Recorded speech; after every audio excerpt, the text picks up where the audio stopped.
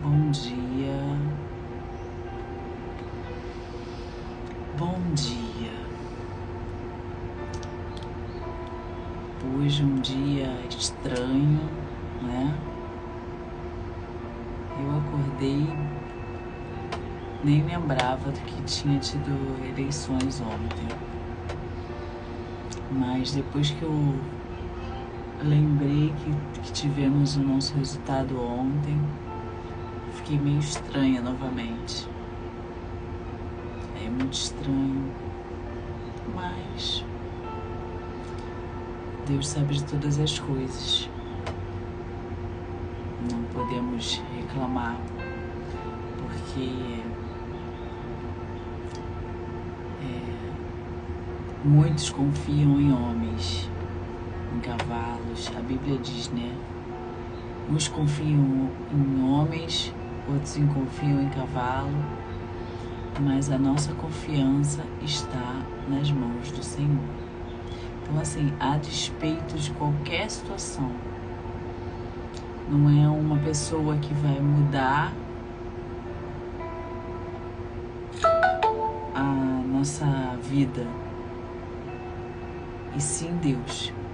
Ele é que tem o poder para isso. Ele é que tem o poder para dizer o sim e o não, como já conversamos anteriormente. Então, é um dia estranho, porque sabemos que não será fácil, porém, Ele tem o controle.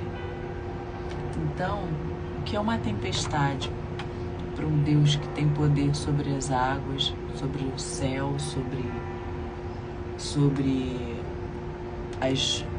as chuvas, não é? Então, eu fiquei pensando sobre isso hoje. Fiquei me sentindo assim estranha, porém, quando a gente lembra que a nossa confiança está no Senhor, a gente não tem como questionar nada. A gente não tem como ficar com medo de nada, porque a nossa esperança está nas mãos daquele que criou os céus e a terra, aquele que nos formou, aquele que um dia olhou para nós e falou assim, olhou para a nossa vida e falou assim, eu vou cuidar dele, porque eu escolhi, eu formei ele.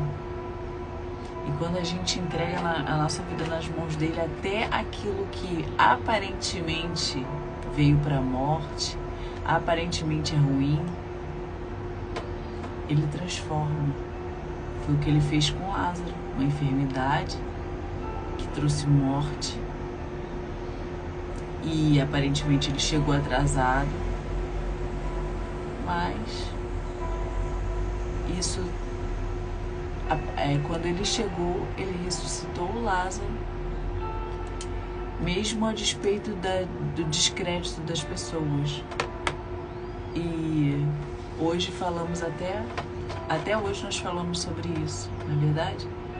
Isso ficou registrado num livro onde a gente tem acesso. Qualquer um que queira ver consegue se alimentar dessa esperança. Então a nossa esperança está nas mãos do Deus Todo-Poderoso, não está em circunstâncias. Vamos começar orando, entregando a Deus o nosso dia, para que Ele venha nos abençoar essa semana que se iniciou ontem. Hoje, o segundo dia da semana, que seja uma semana cheia da presença dEle, que possamos estar atentos aos sinais de Deus, atentos àquilo que Deus quer fazer em nós, através de nós, que sejamos canal do fluir dEle, tá bom? Esvazie sua mente, pense só naquilo que pode te dar esperança e deixe o Espírito Santo falar com você. Deixe Ele fazer morada na sua vida. Senhor, consagramos a Ti, Senhor, o nosso dia. Os nossos primeiros momentos da manhã, entregamos a Ti início do nosso dia.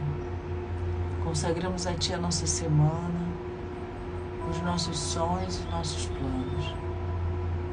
Entregamos a Ti, Senhor, a nossa vida, porque sabemos que nas Tuas mãos nós estamos protegidos. Debaixo das Tuas asas nós temos abrigo, nós temos conforto, nós temos sustento. Nada chega à nossa casa se não for com a Sua permissão. Por isso, Senhor, nós Te agradecemos, porque Tu és um Deus que cuida, Tu és um Deus que nos fortalece. Muito obrigada, Senhor, porque sabemos que muitos festejam hoje, outros estão aflitos, outros choram, estão com raiva, revoltosos. Mas, Senhor, a nossa esperança, a nossa fé, a nossa certeza tem que estar nas Tuas mãos. Nós não confiamos em homens, nós não confiamos em cavalos, nós confiamos no Deus Todo-Poderoso, que fez os céus e a terra. Nossa confiança está em Ti. A despeito de qualquer coisa, Senhor, nossa vida está nas Tuas mãos. Nós pedimos misericórdia, Senhor, para aqueles que dependem de tantas circunstâncias, que dependem de homens, que eles possam, Senhor, abrir os seus olhos e entregar completamente a sua vida, a sua esperança, seus sonhos, seus planos nas Tuas mãos. Porque o Senhor é o único que não vai nos desamparar. Homens nos decepcionam, nos traem, circunstâncias nos assolam, mas o Senhor é aquele que acalma a tempestade, é aquele que ressuscita mortos, é aquele que traz vista aos cegos. Senhor, que Tu, Senhor, esteja nesse momento pairando sobre o nosso país. Que esse governo não seja feito por homens, mas que seja feito por Ti. Ao olharmos as circunstâncias, que não vejamos o natural, que vejamos o sobrenatural. Senhor, fala aos nossos corações hoje, que possamos sentir a Tua presença, que o Senhor esteja cuidando dos detalhes das nossas vidas, que possamos estar sensíveis à Tua voz e obedientes ao Teu falar. Porque muitas vezes nós estamos ouvindo a Sua voz, Pai, mas não obedecemos. Fingimos que não estamos ouvindo. Portanto, Senhor, age em nossas vidas e que em nós o Senhor encontre um coração adorador, um coração obediente. Cuida, Senhor, de cada um que está assistindo essa live, que irá assistir. Que o Senhor venha falar profundamente com eles. Muito obrigada por tudo. Muito obrigada, Senhor, por tudo. Muito obrigada porque o Senhor não nos desampara. O Senhor não nos deixa só. Muito obrigada, Senhor. Muito obrigada porque o Senhor é a nossa esperança. Em nome de Jesus, amém. Bom, hoje essa devocional fala um pouquinho sobre obediência.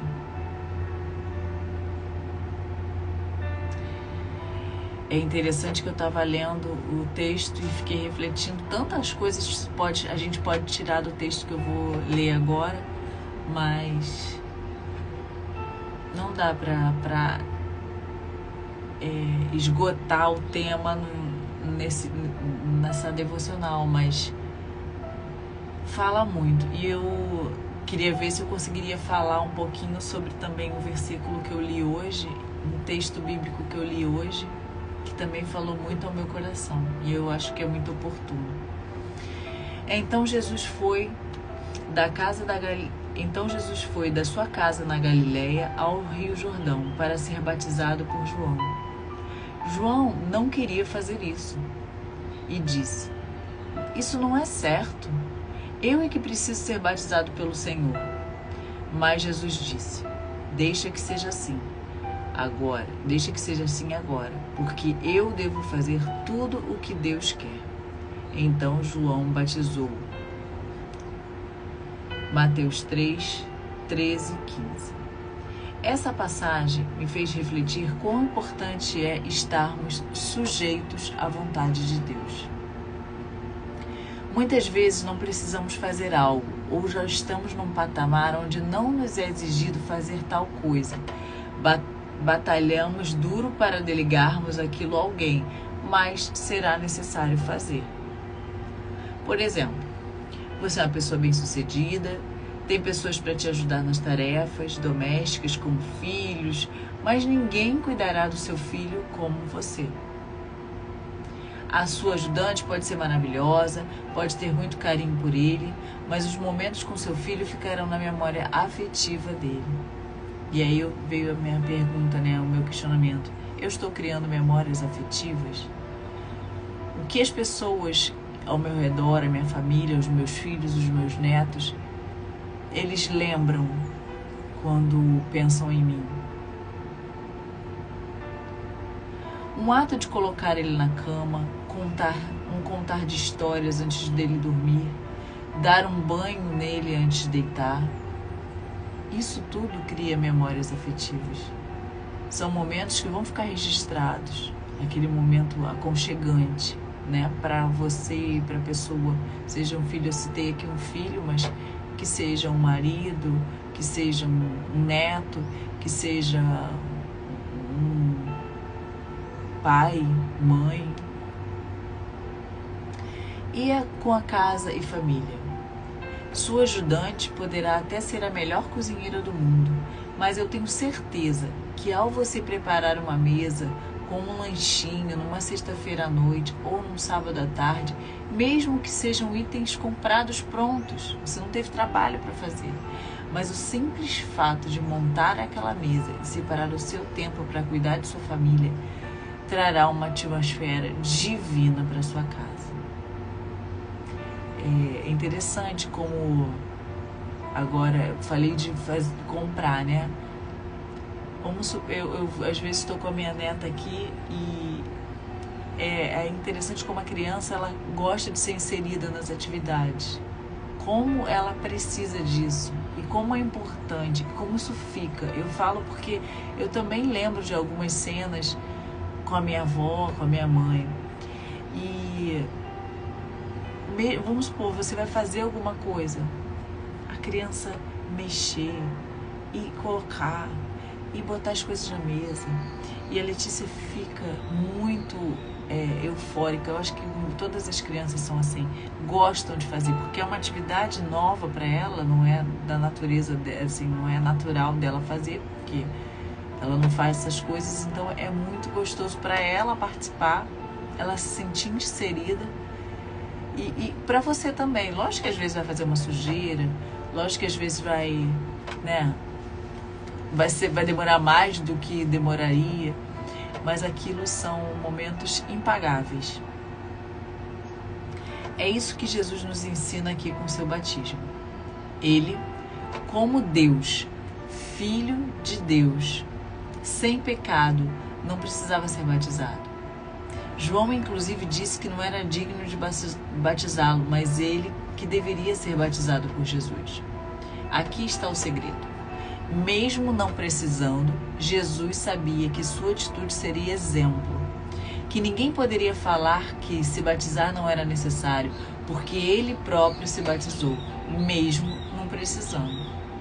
Porque o batismo significa uma morte para o pecado, para a velha natureza, e vida para uma nova natureza, a vida com Deus.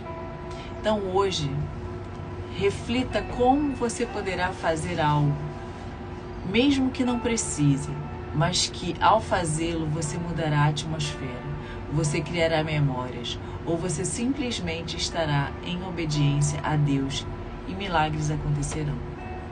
Então, eu fiquei refletindo muito sobre isso, porque Jesus realmente não precisava. Por que ele foi se batizar? Porque João, na época, ele pregava no deserto. Esse João é o João Batista. Ele pregava no deserto e para as pessoas se arrependerem, se arrependam, porque vai vir aquele que tira o pecado do mundo. Nananana. Então, o batismo, ele tem um simbolismo muito grande, que é quando você desce as águas, você morre, como se você estivesse morrendo para aquela vida de pecado, das suas vontades, pecado da desobediência. Você morre naquele momento, e quando você levanta, você está ressuscitando, você está levantando uma nova pessoa, a sua nova natureza, uma natureza remida, uma natureza salva por Jesus Cristo, que é a vida com Deus, que é a vida de obediência, que é a vida de... Então, assim, Jesus não precisava disso, porque ele era Deus, é Deus, né? Na época, né? Ele era o Deus encarnado, o Filho de Deus.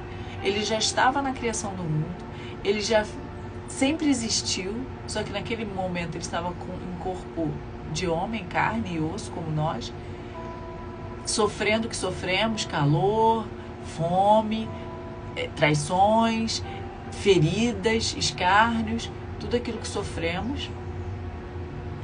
E ainda assim, ele queria fazer o que era certo, ou seja, mostrar que aquele ato deveria ser feito por todos nós.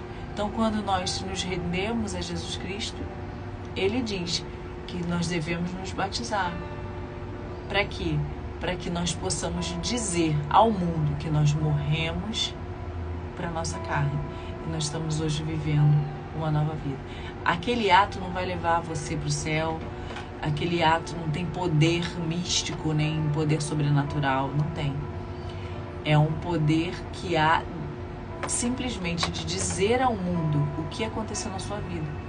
Você, quando levantar, você está levantando uma nova pessoa, uma nova criatura, porém sujeito às mesmas coisas. A sua natureza é humana, então você é passível de erro, você vai continuar errando. Só que o erro, ele te incomoda. Então, quando você erra, você quer voltar atrás, você não quer mais fazer, porque o Espírito Santo te incomoda. Mas, então, com esse ensinamento de Jesus, ele mostrou a nós, olha, é para vocês fazerem. Eu que não precisava, eu fiz em obediência, porque eu entendo o significado que tem isso. E não só isso, como eu falei aqui, o significado das pequenas coisas, que mesmo que você não precise fazer, mas convém que você faça.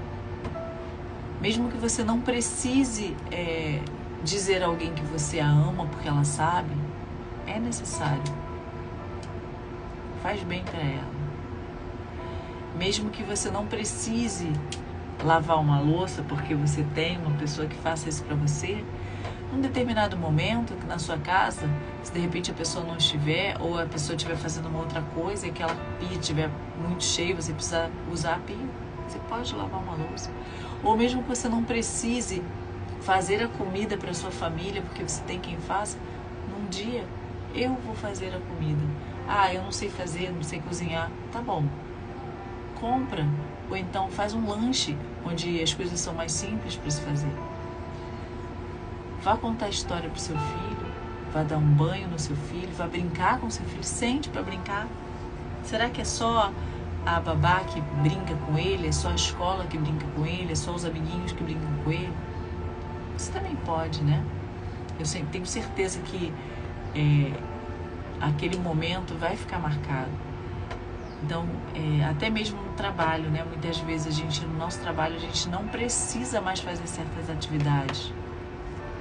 Mas, num determinado momento, aquilo vai ser importante para desafogar a tua equipe, para alguma meta ser atingida.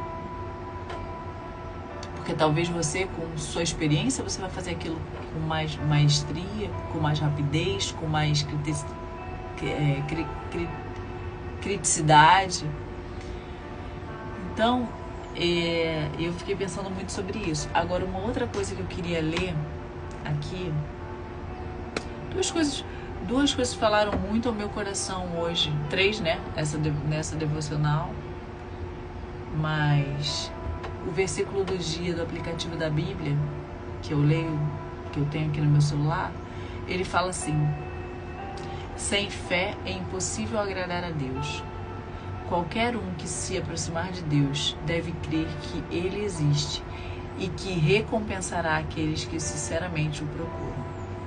E aí eu estava lendo o contexto todo que fica em Hebreus 11 e fala sobre a fé. E ele começa assim: o que é a fé?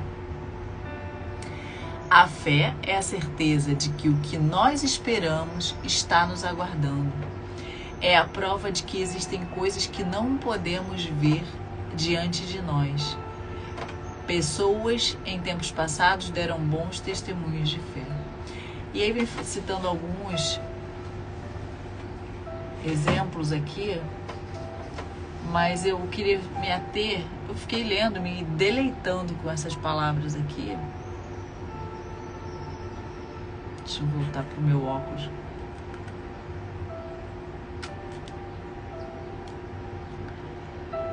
Mas essa primeira frase aqui do que é fé, o primeiro versículo, ele fala muito. Que é assim, é o que gira em torno, é o que fica em torno da nossa fé, né? Da nossa vida espiritual. É isso aqui. Isso tudo, todas as nossas devocionais, tudo vai girar em torno disso aqui. A fé é a certeza de que o que nós esperamos está nos aguardando e a prova de que existem coisas que não podemos ver adiante de nós. Vamos falar um pouquinho, como eu comecei falando assim, de que hoje é um dia diferente, porque uns estão muito felizes, radiantes, seja lá por quais motivos, a gente às vezes se decepciona com pessoas, né? E outros estão muito tristes. Mas o que a gente espera? A gente espera um país próspero, a gente espera um país seguro, a gente espera um país onde as pessoas tenham oportunidades, a gente espera um país onde não haja violência ou que ela seja muito diminuída, a gente espera onde pessoas que foram colocadas lá trabalhem para aquilo, que sejam honestas. E isso é a nossa fé, é a nossa esperança. E olha aqui, aí a gente vê o que acontece, né? Será que eu vou ter isso com esse governante? Olha, o histórico e tudo, blá, blá, blá. Aí nós vamos para a Bíblia. A fé é a certeza de que o que nós esperamos está nos aguardando e a prova de que existem coisas que não podemos ver adiante de nós. Então, assim, aos olhos humanos, nós não vamos ver muitas coisas, mas nós temos a esperança de que Deus está preparando isso para nós. E é interessante que Jesus, ele reforçou que nós devemos estar sujeitos às autoridades. Então, assim, é o que nós temos. Temos que estar sujeitos, mas não há nada que esteja acima do nosso Deus. Nada. Então, tudo tem um propósito. E aí, o outro devocional, o outro texto que eu li, foi num aplicativo que é o Glorify, que eu já falei para vocês. Deixa eu ver se ele abre aqui. A citação diária foi, assim, inspiradora. Um verdadeiro adorador é aquele que aprende a confiar em Deus na tempestade. Então, assim, para muitos de nós, para muitos pode ter começado uma tempestade, ou para muitos já estão na tempestade, mas você acha que Deus, ele não está naquela situação com você? Muitas vezes a tempestade vem para nos ensinar. Assim como ensinou os discípulos, quando eles acordaram Jesus no barco, Jesus estava no barco com eles estavam na tempestade, e aí quando eles acordaram desesperados, Jesus falando, Jesus, não você não vai se preocupar se a gente vai morrer aqui ou não, né? E aí Jesus olha, levanta e manda, aquieta-te, e faz a tempestade parar. E a tempestade veio ensinar aos discípulos o que é ter fé, quem estava com eles, em quem eles estavam confiando, o que Jesus podia fazer, que a gente fica assim, quem é esse que até o mar lhe obedece? E aí, continuando aqui, vem falando assim, e aí eu vou só essa frase é de David Wilkerson, é para você, Wilkerson, tá? Guarda para você. Um verdadeiro adorador é aquele que aprendeu a confiar em Deus na tempestade.